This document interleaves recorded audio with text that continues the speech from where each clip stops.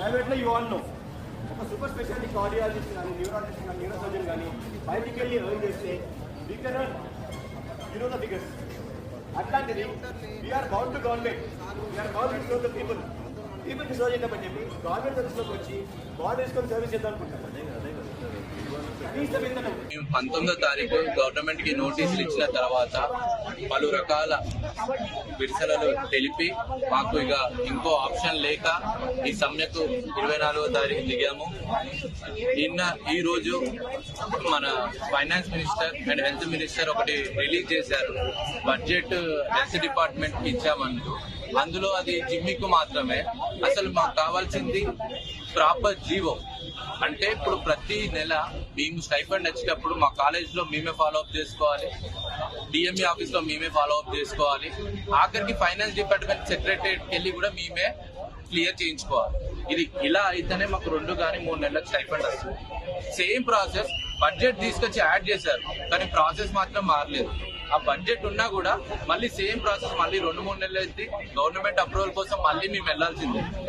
ఇది కరెక్ట్ అయింది కాదు.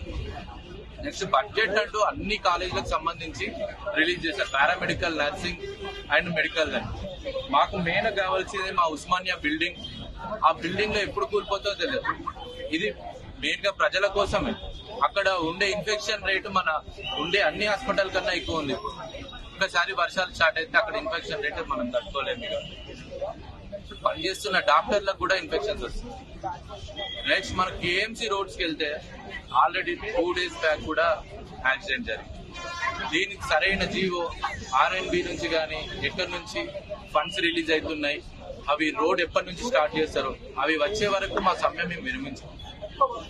ఇలానే మేము మొత్తం ఈ రోజు వరకు ఓపీసీ బైకాట్ చేస్తాం.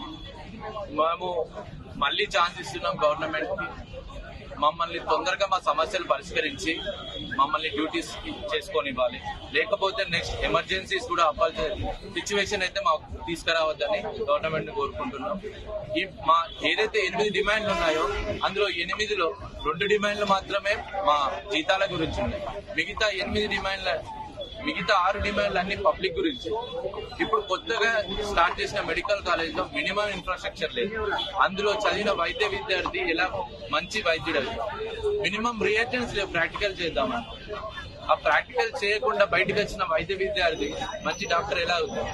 అది సొసైటీకి హార్మ్ఫుల్. మేము prevention is better than cure అంటున్నాం. ఫస్ట్ అవి ప్రివెంట్ చేయండి. ఇప్పుడు వాళ్ళు 2-3 బ్యాచ్ల తర్వాత చేసినా ఏం ఉపయోగం ఉండదు. ముందు స్టార్టింగ్ నుంచే ప్రివెన్షన్ లో చేయండి.